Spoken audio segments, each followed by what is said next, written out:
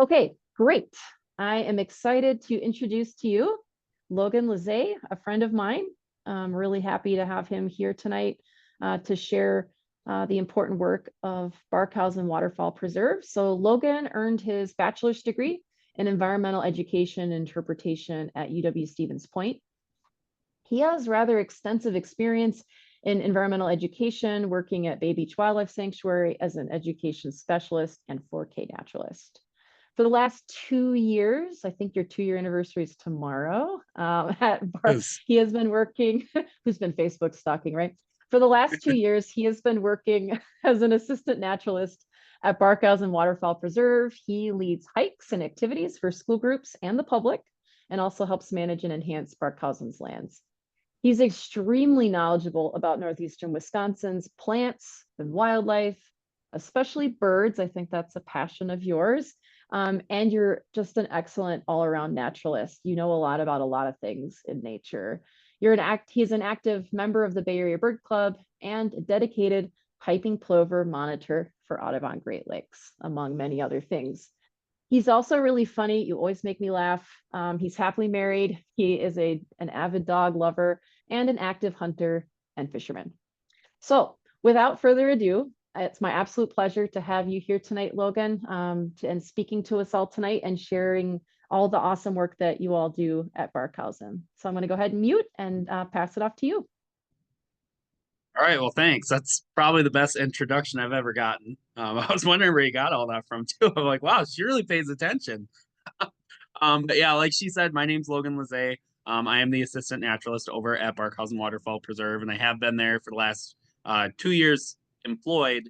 But I did actually grow up just down the street from the preserve, so it's been a really cool experience, kind of having that full circle moment where I came there as a kid. I had my own field trips there, and now I'm actually leading them. So I am a pretty avid outdoorsman.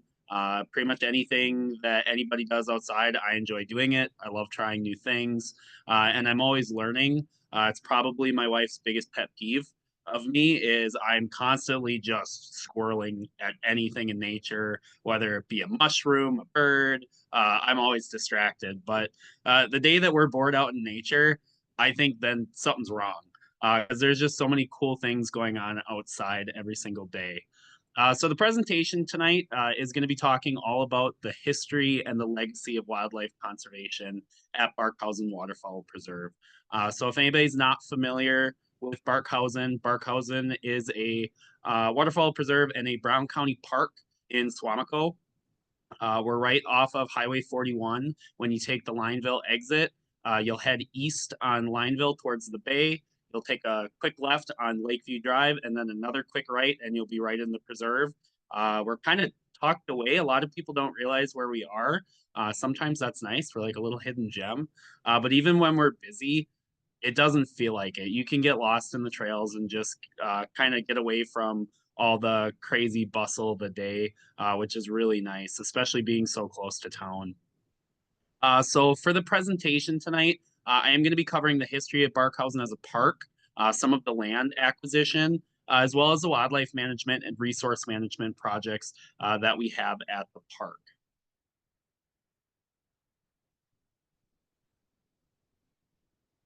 There we go. All right, so it's called LH Barkhausen Waterfowl Preserve.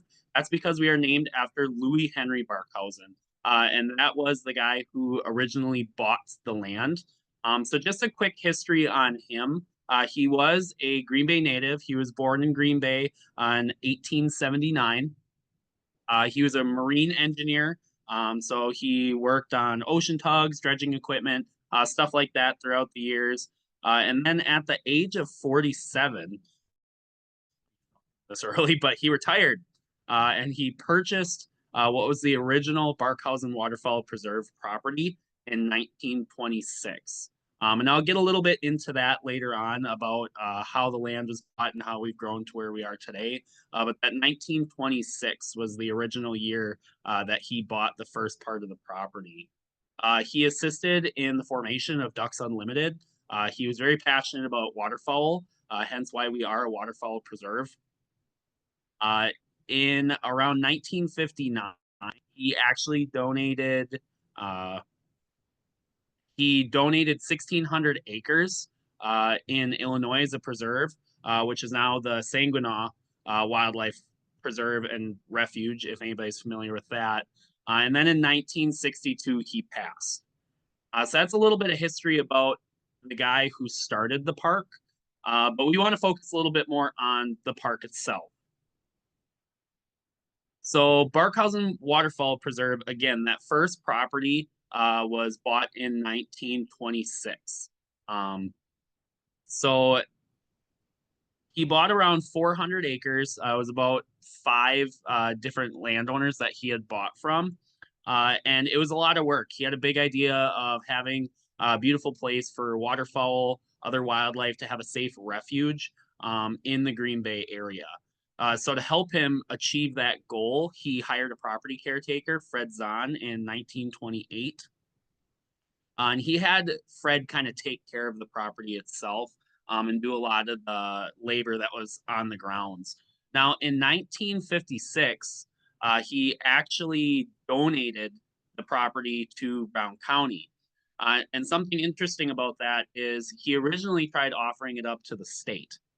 But for about a year, the state was dodging him, wasn't giving him an answer, wasn't saying if they were interested or anything.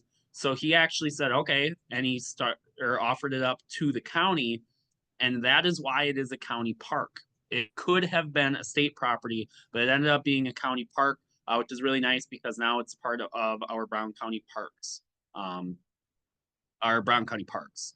Now in 1962, because of all the hard work that Louis had done out there and Fred had done as well, it had become quite the place. And the National Audubon Society had actually recommended that it become outdoor education center, that they have a nature center to teach kids and teach people about the natural resources in the area. Now, that was also the year that Louis had passed. But at that time, he was actually living in Illinois. He had kind of handed the reins over to the county, kind of washed his hands of it. He was still very avid in waterfowl management and things like that. But at this point, the park had grown a lot from being with the county. Now, in 1976, Fort Howard Paper Company donated the part of the property that is south of Lineville Road. For anybody who comes to the park, we have the part that is north of Lineville and the part that's south of Lineville.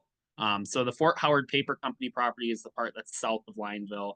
It's about 446 acres. 1980, first classes, the first field trips that we had came to the facility.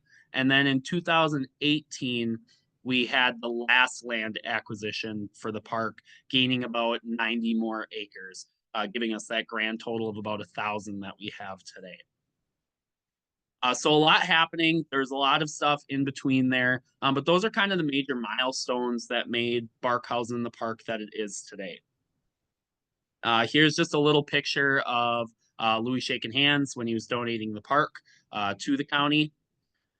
And then another picture just showing some of those classes that we have out at Barkhausen. This is actually a picture of myself working with some kids this spring out in the ponds. Now let's start from the beginning. This is a aerial photo from 1938, but it's showing you what the original property looked like. So the property was again purchased from 5 different families. The 474 acres came from, you can see the names on the screen in front of you. Pachkowski, I don't know if I said that one right. Coles, Christensen, Steno, and Weary families. So those are kind of the families that started the park as well. You know, they sold the park to Louis, and he used that property to start the dream of having a waterfowl refuge in the Green Bay area. And another really cool connection for myself is I'm actually related to the Wearies. So another really small world connection there. Kind of a cool little piece of history that I can connect with. Now, jump forward in time. Remember that in the 1960s, it was now a county park. So it was still that original 400 some acres. But then eventually in 76, the Fort Howard Paper Company had donated their property. So now you can see where that outline grew a little bit. The red dots in the middle, those are actually private properties. So there's a couple houses kind of in the middle of the park. But then you can also see, which is cool for anybody who's very interested in the history of the bay, in that 1960 aerial shot, you can see the Cat Island chain in the bottom right corner. In 1978, it's no longer there. So in the 70s, there was a lot of high water, and it took out those islands and it changed a lot of that wetland habitat that we had in the west shore of the bay. You can also see that the property over time went from fields to being a little bit more wooded, having woody vegetation as well as trees on the property. And then jump forward to 2018. The aerials from 2017, but still shows what the park kind of looked like. We gained another 87 acres on the northern part of the property. That was the WPS donation. That was the last land acquisition. And that has made the park be about 1,000 acres in total size. And then we have the 2023 aerial photo that shows you what the park looks like today. You can see a lot of impoundments, a lot of ponds on the property.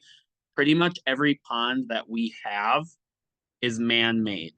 Again, Louis bought this property because he had a dream of having a waterfowl refuge or a safe place for ducks to be during hunting season, but also to nest. He had this big dream of bringing ducks there and keeping them there because of the special habitats that we have on the west shore of the Bay of Green Bay. There used to also be a fence. He not only had a dream for the ducks, but it was also for deer as well. So he helped raise deer in the property because deer numbers were low in the beginning of his time there. And so he kept it fenced in and he had a little refuge there for deer to grow and bring back the deer population. So he had a lot of stuff going on, a lot of cool wildlife management that he had done over the years. So again, it's about 1,000 acres. We are a Brown County Park. We're open to the public year round, with a few exceptions. The gun deer season, the 9 days, we are closed, or at least the trails are. You're welcome to come into the nature center during that time, but because we have hunters on the trails for safety purposes, we close trails down. Other activities you can do, we have hiking, we have wildlife viewing, snowshoeing, cross-country skiing when we get the snow. Pretty hopeful this year. Maybe we'll get some good snow for cross-country skiing, but we'll see. We also have a wide variety of public programs. We're pretty proud of our programming when it comes to our school groups. I believe we host between 5,000 and 6,000 students a year with our school programs. We also have candlelight night hikes. We have frog hikes, birdhouse building. We've been doing bird hikes in the spring and the fall. So we have a lot of activities going on throughout the year for people to get out and be active in the park. And then we also have summer camp programs. For anybody who has a kid that's been in our summer camps, we have about 100 to 120 openings. And when they open up, they fill in about 30 minutes, if that. It's a race to get in. And again, we're very proud of our programming at Barkhausen.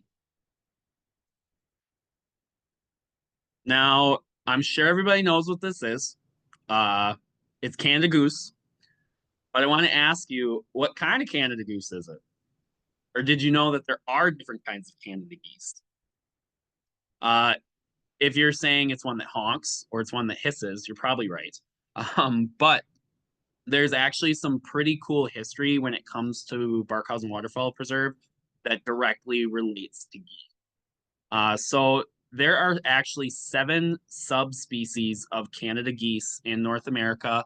Over the years, there's been some lumpings and some splittings, but currently there are 7 different subspecies. So you've got the Atlantic, the Hudson Bay, or also known as interior, the giant, the Great Basin, the lesser, the dusky, and the Vancouver. Now, it can be incredibly difficult to tell them apart just from a picture.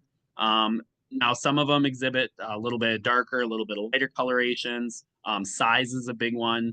But the cool history that Barkhausen has is we are actually claimed to be the home of the free-flying giant Canada goose. So we have giant Canada geese, but then the other subspecies that we mainly have is the Hudson Bay or interior Canada goose. Now with migration, we get lessers and others like that. But the interior and the giants are the two main subspecies of Canada geese that we have. So again, the giant Canada goose in Wisconsin. Barkhausen is claimed as being the original home of Wisconsin's free-flying Canada goose, giant Canada goose, and here's why. It was thought to actually be extinct by the late 1890s and early 1900s, but it was rediscovered in 1965 in Minnesota by an ornithologist by the last name Hansen. Now, when he rediscovered this, there were people in Green Bay who were kind of thinking, they were extinct, but you rediscovered it. But we've got these weird geese that might actually be giant Canada geese over at Barkhausen. So he was actually invited to come and inspect the geese that were at Barkhausen Waterfowl Preserve, and he did identify them as the Branta canadensis maxima, or the giant Canada goose. Now, the giant Canada geese that were at Barkhausen were there because Louis had purchased 3 breeding pairs of quote unquote large geese from Jack Miner Game Sanctuary in Kingsville, Ontario in 1932. Now, they were thought to be gone and extinct, but here Louis had found 3 large geese, or 3 breeding pairs of large geese, and brought them back and raised them in the barn that's actually by our drive out from the park. And he started having broods. So in 1934, he had his first brood from those 3 breeding pairs. And throughout the 30s, as they were reproducing and having goslings, he was actually giving those goslings away to other facilities, other parks. One of them being Bay Beach Wildlife Sanctuaries. Anybody who goes there and sees all the geese, you can thank us. We are part of the reason that those geese are there. Sandhill Wildlife Area also got some of those. Wallace Grange, I believe his name was, the owner of the park there. He worked with Louis, and Louis gave him some of those geese. So he helped kind of spread them throughout the state, and he also spread them throughout the Midwest. Now, he gave him some of the neighboring states, and then from there, they were bred again and spread even further. So what started as a pretty small project in a little barn in Swamico, Wisconsin, helped bring back the giant Canada goose in Wisconsin. Now, for anybody saying, I could just be making this up, we actually have documentation from the Brown County Commission and Fred Zahn that was notarized and said, this is where the geese came from. This was the year that we got them. This is all legitimate information. Now, the giant Canada goose, how you can tell it apart from other geese, is it's the largest. They can grow to be over 20 pounds. When you see a giant Canada goose next to some of the other subspecies, they tower it. They're double in size. Now, like the picture in this slide, which I got off of eBird, it's a picture that was taken at Bay Beach Wildlife Sanctuary by Jason Giese. You can see that this bird has white eyebrows. That's actually a trait only exhibited by the giant Canada goose. And I actually have the wrong Latin name on here.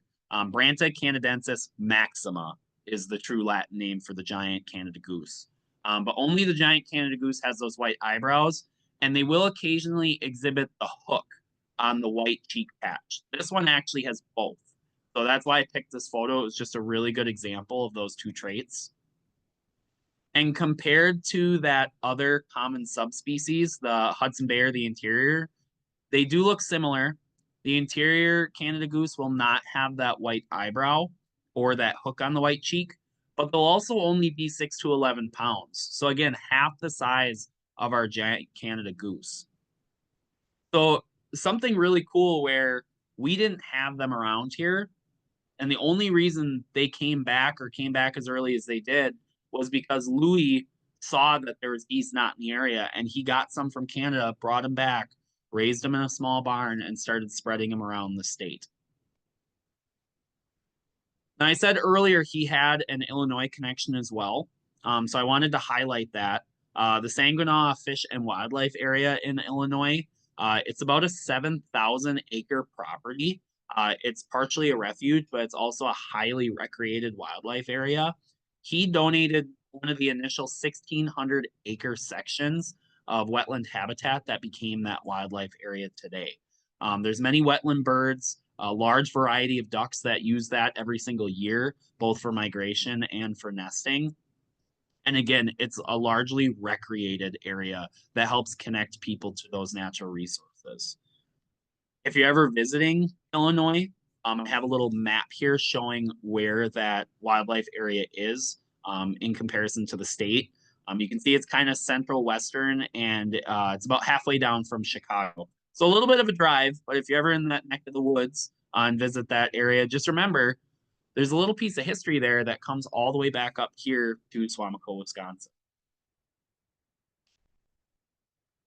Now go north. Louis has connections up in Canada as well.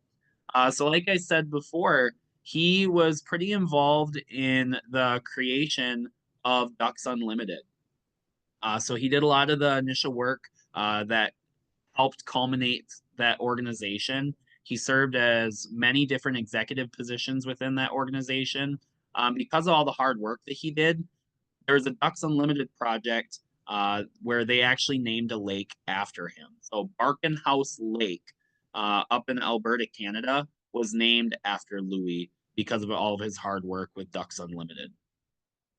So really cool to have this Wisconsin connection, both with the wildlife sanctuary, Sandhill Wildlife Area, seeing these giant Canada geese around. But you can also go in other parts of the country and on the continent and still see remnants of Louis himself because of all that hard work he's put in. Now, how about today? Recent projects we've done, I have some of them listed here. We've done impoundment enhancements and maintenance. So that's all around the ponds and wetlands that we have at the park. We have multiple northern pike spawning grounds or wetlands throughout the property. Water control structure replacement, that's what WCS is. So that helps us control how much water we have in our ponds. Invasive species treatment. Anybody who works in the natural resource field knows we have job security when it comes to invasive species, and we've got them too. We've got buckthorn, we've got Phragmites, we've got Japanese barberry. So we've got the whole onslaught, and we do work tirelessly every single year throughout the entire year, trying to battle back against those invasive species. We also have a lot of different native plantings. Wild rice is one of the main ones, which I'll talk a little bit more about in the next couple slides. We have avian monitoring and banding going on at Barkhausen. And then bald eagle nest watch is another project that we've taken on in recent years. Now for wetland plantings, aside from native plantings that park staff like myself, Jason Petrella, our project manager over at Barkhausen, Ben, our ranger, and Corey, our other educator at the park, there are other organizations that work to plant native wetland plants. We have a very close working relationship with UWGB and the Freshwater Collaborative, who bring classes out to Barkhausen and plant and teach all about wild rice. So it's a really cool connection piece where they come out, they talk about the history of wild rice in the state, and then they actually plant it at the park throughout our impoundments. We have seen throughout the years wild rice coming up in some areas. We've also seen it not come up. There's been a lot of success and a lot of learning throughout the process, but it's really cool to have that going on at Barkhausen. We also have a very long history with the Green Bay Duck Hunters Club. The upper left photo is actually a picture from some of our Green Bay duck hunters going in and planting some native plants for the ducks. So they're not just hunters, they're very passionate about waterfowl. They are very proud of all the hard work that they've done with us at Barkhausen, putting up wood duck houses, mallard cylinders, cleaning them out every single year, planting native plants that benefit those ducks directly. So stuff like duck potato, pickerel weed, things like that, that help feed those ducks and support them both through the nesting season and through migration. So there's a lot of different wetland plantings that happen throughout the year.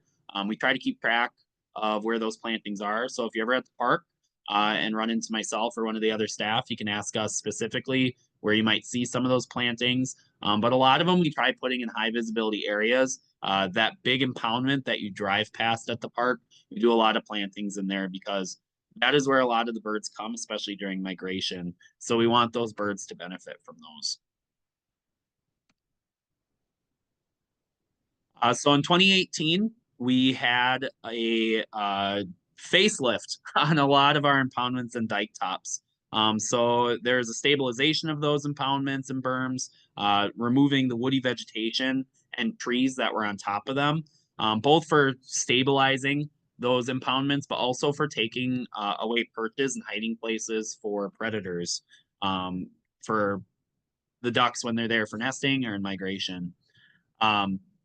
You can see a lot of the dike tops here, they're just barren. There's some heavy equipment in one of the pictures showing them digging those impoundments out a little bit deeper, building up the dike tops. And here's some of the success after all of that hard work. You can see we get a lot of ducks. I mean, hundreds, if not thousands of ducks throughout the year visit the refuge. You can see a lot of that woody vegetation got taken out. You can see the new herbaceous plants that are growing along the dike tops. And then in the bottom right, you can actually see what looks like a culvert. That is one of our water control structures. So something really cool that we can do at the park, we do it every single year, is we actually control how much water we have in our wetlands. We can collect that water from when it rains and the runoff. We can let it flow in and then put in some boards to stop the water from flowing back out. But we also have a high capacity well. So that well, it's located up near the front of the property. We can actually pull up water from the groundwater and pump it into the ponds. Now we do have to pay for that. That's not just free water. So we try doing it during key migration points throughout the year. So that when the ducks are there, they're getting the water. And then we kind of let it dry out during the breeding as well as the rearing months. Because there's a lot of good vegetation that grows in those very shallow wetlands that those young ducks need. Now, I've heard a lot of people throughout my tenure at Barkhausen come up and say, hey, your ponds are really dry. There's no water in there. I don't see any ducks. And they think that that's a bad thing.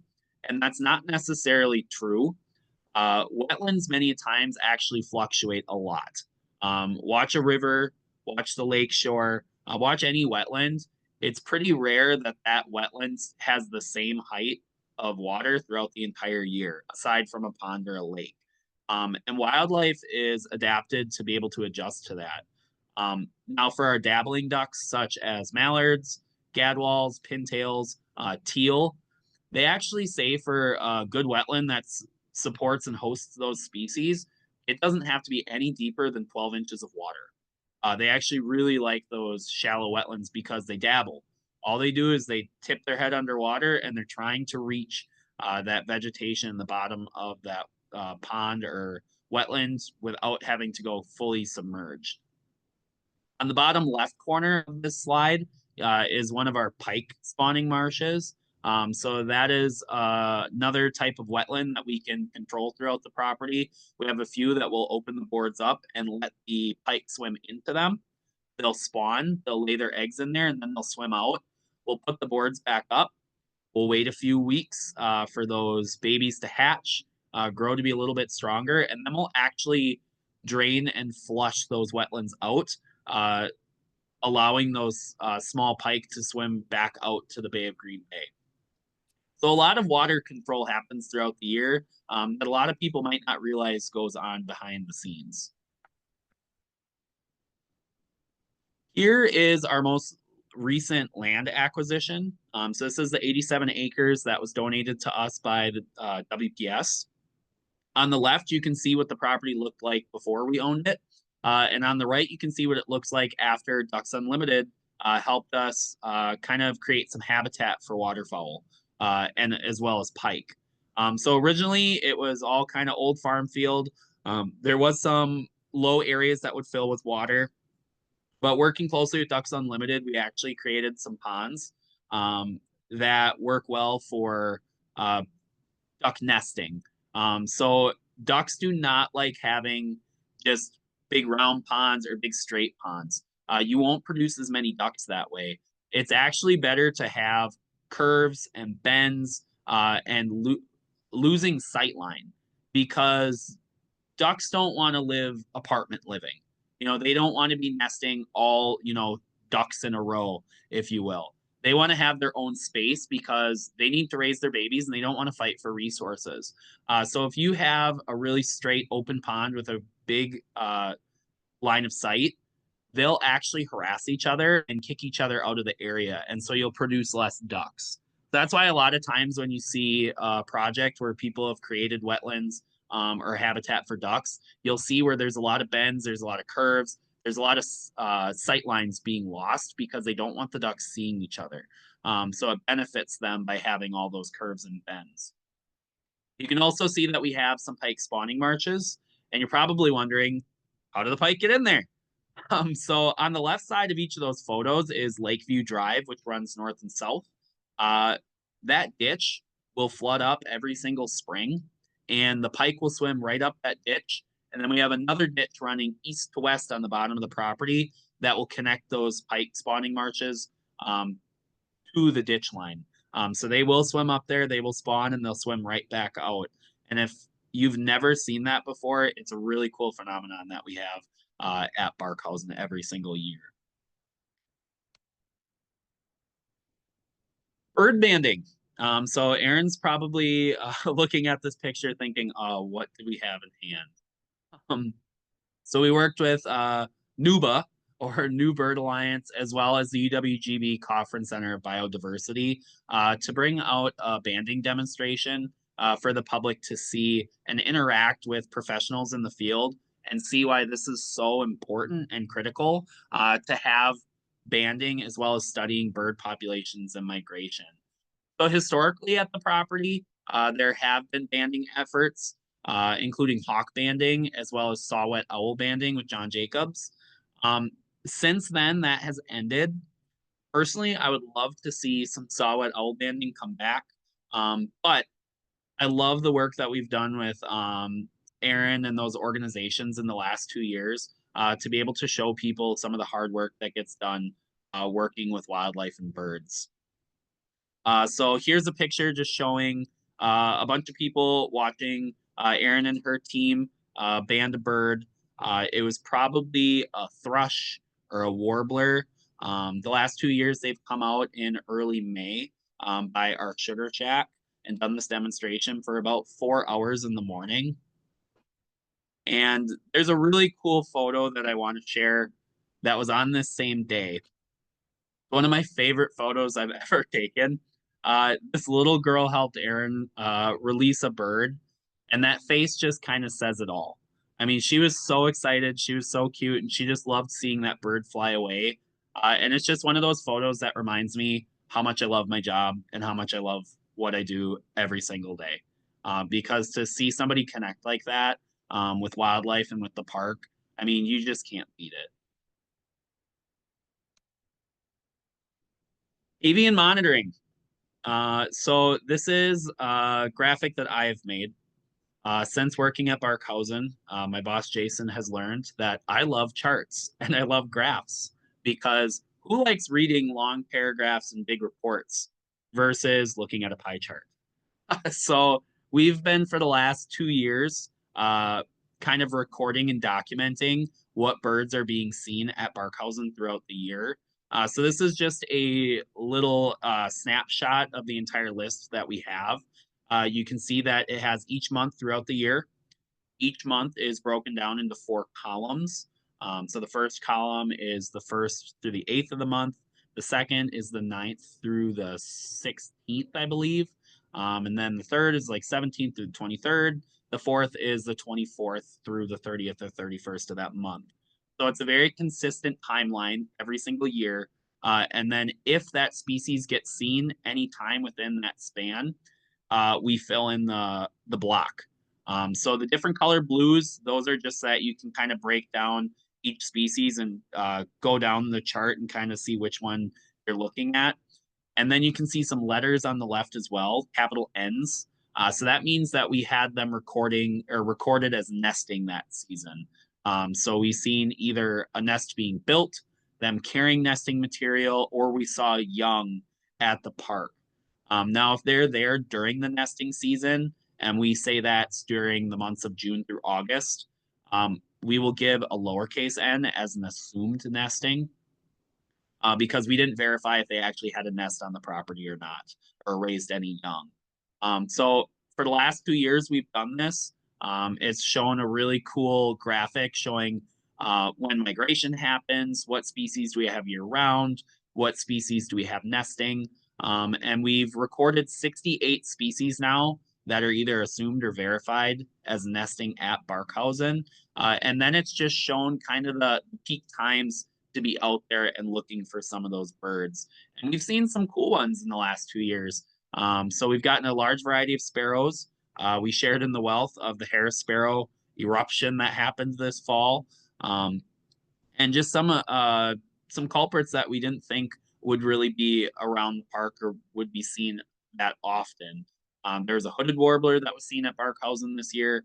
So a lot of different birds that you can find right here in our backyard in Swamico.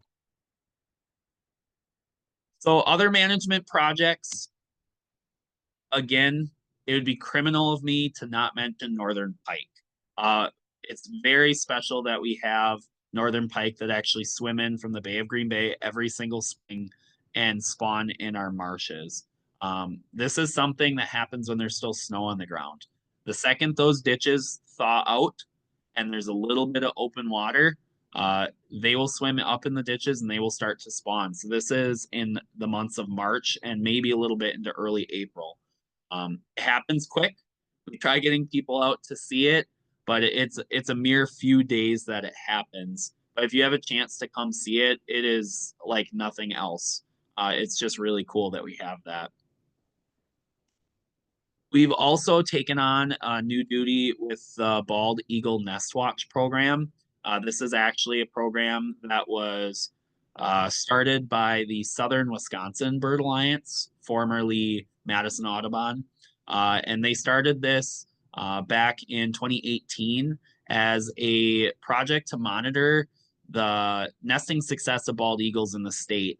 And it's to help better understand the ecology of bald eagles, the impacts that humans have on them, and then just kind of connect people with that resource that we have in the state.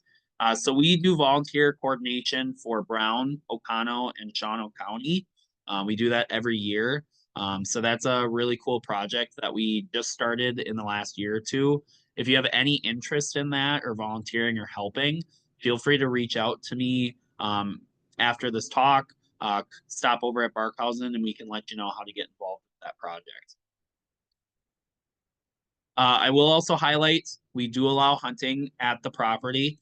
So we have archery hunting as well as a draw permit gun hunt. So again, we closed the park down for 9 days for the 9-day gun hunt. We do have about 40 hunters that come out, or 40 permits given out for people to come and harvest deer at the property. It's another way for our locals and people in the community to connect with the park.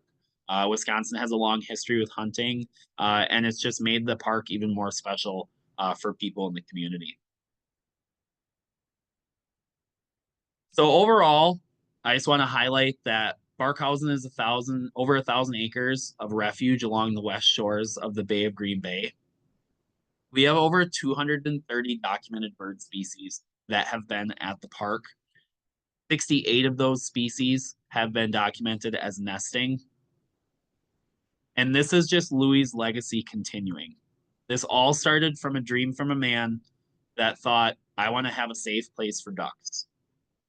Now we have school programs. We have over 1,000 acres of park that is owned by the community. It is their park. We are free.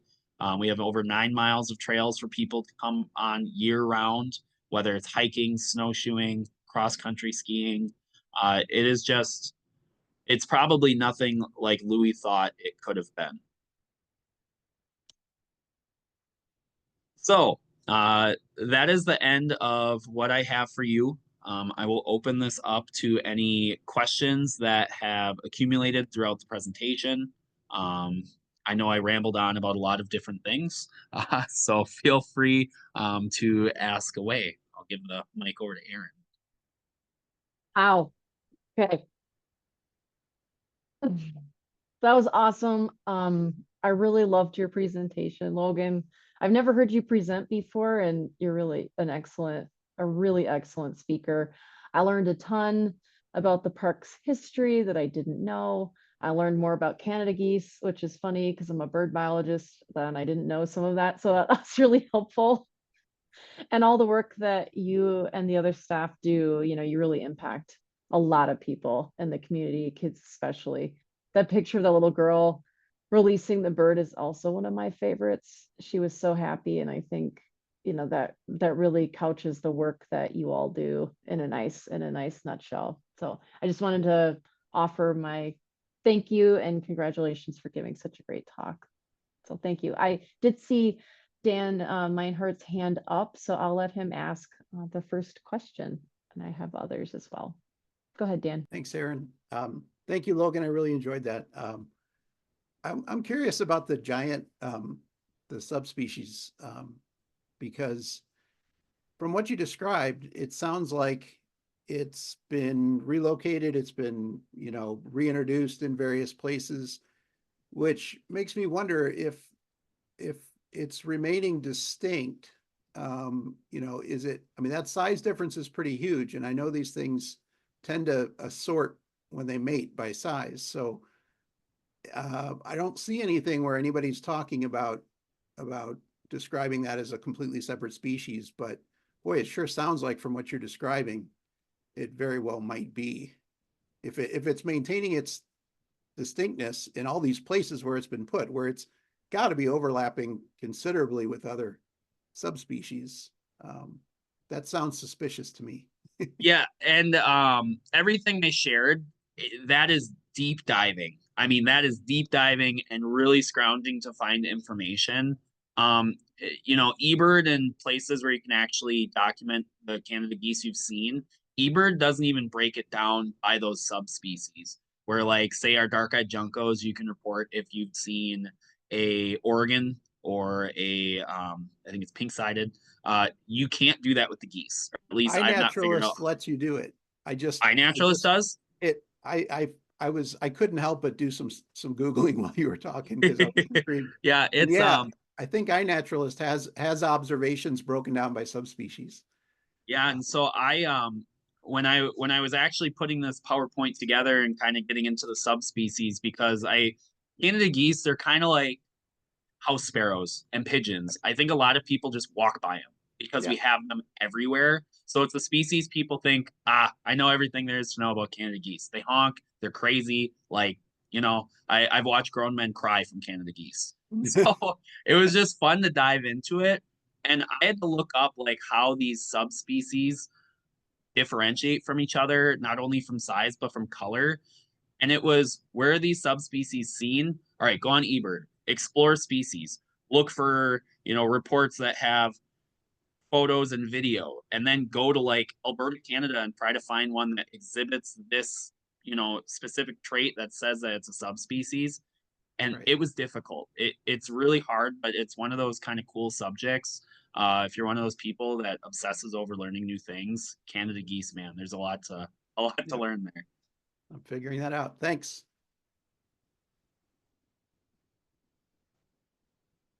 That ignore the Canada goose as you walk by. That's me. So that's good.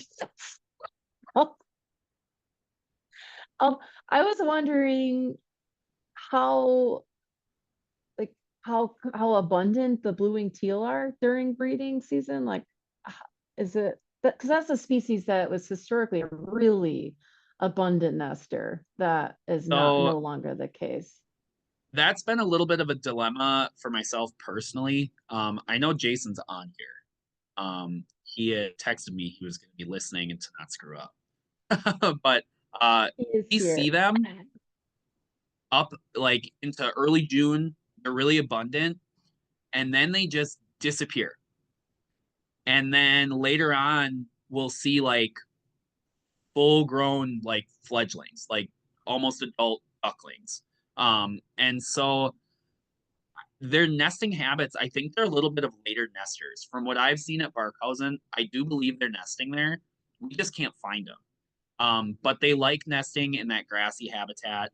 And there's a lot of the park. I mean, there's over 1,000 acres. There's parts of the park we just don't look at and we don't go in. So I think they are nesting there. There's a relative abundance of them. I don't know if it's the historical abundance that there was out here before. But I do know from recent talks with wildlife biologists in the state, teal numbers are down, across the nation. And that's a lot due to habitat loss, things like that. But we are seeing them, assuming that they're nesting there at the park. But that's been a little bit of a dilemma myself, trying to figure out where are they and what are they doing and how many do we actually have at the park for nesting. Yeah, that's good to know. And I know you all have so much land. I mean, you can't possibly access and monitor all of it. I do love your graphs, by the way. Huge graph fan. So I think it looks awesome. There are some comments that have come in the chat here from Bill Kraus. Thank you, Logan and Aaron.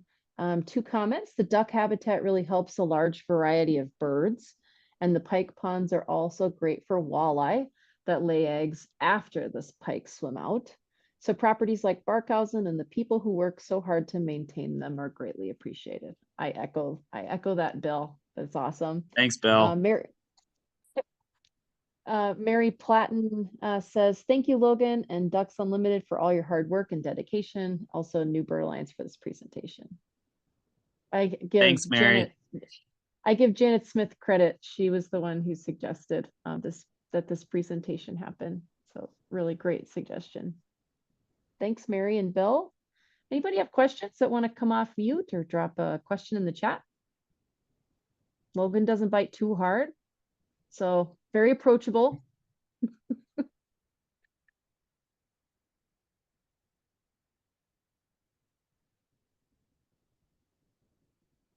Is there a bird species you hope will nest at Barkhausen that isn't, that you're targeting?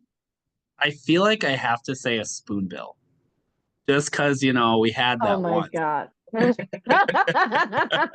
That you found. Yeah. So I feel like I have to say spoonbill. Oh, that's a comment on the likelihood of spoon. No, I'm just kidding. Yeah, the likelihood. Yeah. Man, that's a tricky one. Like a marsh bird, or like that might use some of those similar habitats, or another duck.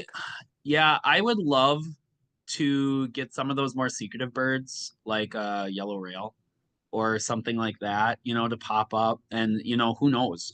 Again, we're not out there as much as I would want to be.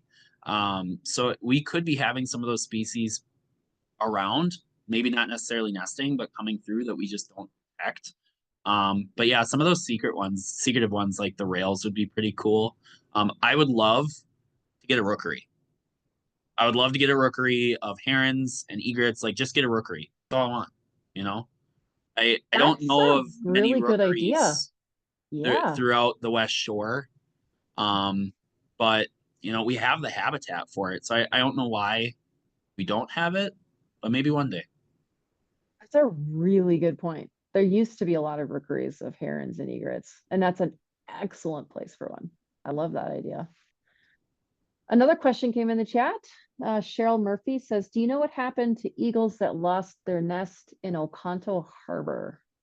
So actually, one of my great monitors that was monitoring that nest, her and I have been respectfully stalking those eagles and trying to watch what they're doing. And Sue has actually seen them flying, carrying nesting material, and we believe we found the nest. But it's not at all as easily of a seen location. It's a little bit further down the river. And once we see them actually at the nest, we've seen them fly that direction, but we haven't seen them at it. I'm going to talk to some landowners to hopefully be able to monitor that nest with that volunteer. But it's not going to be at all visible like it was before. I had seen on a Facebook post of some birding page, somebody said like, "Oh, it's so sad. My bald eagle nest in Ocano fell," and I texted my volunteer. I'm like, "I think your nest is gone." And it's the panic. And then I did a deep dive on Facebook, saw somebody post a photo, and yeah, it's sad to see that one go. That was a really nice visible nest, but I mean, eagles, they're adaptive. They're doing really well. So they'll rebuild. Last year we actually had the Brown County Fairgrounds nest fail. A big chunk of it, actually fell. The eaglet was found dead on the ground by park staff. That was a really unfortunate situation. There's a lot of people upset about that. But from a couple times going over there and doing different county functions, we've actually seen them fixing that nest. So hopefully they're actually going to return to that one and keep nesting there, because that one's been around for, I mean, ever. And people love that nest. A lot of people connect with it. So sometimes they'll fix the nests, but if it fully falls over, they're just going to rebuild in the somewhat general area of where that nest was. Extremely knowledgeable about eagles. Thank you. Cheryl also says thank you in the chat. Mary Platten has a question. Do you have a number of the sandhill cranes that migrate through in fall? I'm assuming you mean at Barkhausen would be my guess. Yeah, as it relates to Barkhausen, we've had a large amount come through. When I've been out there trying to count them flying in and roosting for the night, I've counted over 100. But that's one field. We have multiple fields, and I know I've driven by and seen cranes in neighboring fields as well. So I would say we host probably a couple hundred during peak migration. And we usually have like 2, maybe 3 nesting pairs throughout the year at Barkhausen. That's awesome. I There's was a out- lot of really good habitat for them. Oh, sorry. Go ahead, Dan. Oh, I was just going to say I was out there maybe 3 or 4 weeks ago at sunrise, and I think in about a 10-15 minute span, I must have seen at least 20 sandhills fly over. Yeah, and it was actually really exciting this year. I went to one of my wife's family functions, and her uncle was like, "Hey, got some pretty cool birds over there at Barkhausen." And I was in Harris sparrow craze, like super excited with Harris sparrows. So I'm like, "Oh yeah, it's this really cool species. It touches the west side of the state. They have this really cool black bib." And I'm just going off about sparrows. And he's looking at me and he's like, "What are you talking about? What are you talking about?" And come to find out, he works at NWTC. He had a student who had a picture of a whooping crane in one of our fields.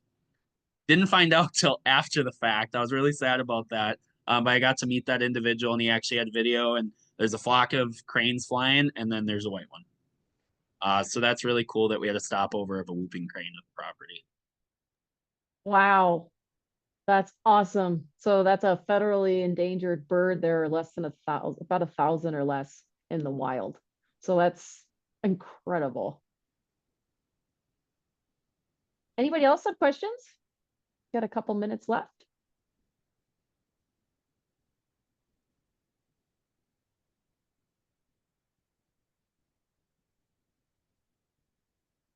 Well, thanks everybody for staying until the end, and a huge thank you to Logan. This was fantastic.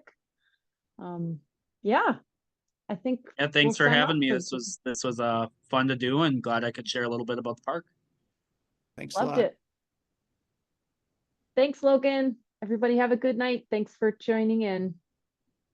Briar says thank you with an eagle emoji. Thumbs up. Thanks, everybody.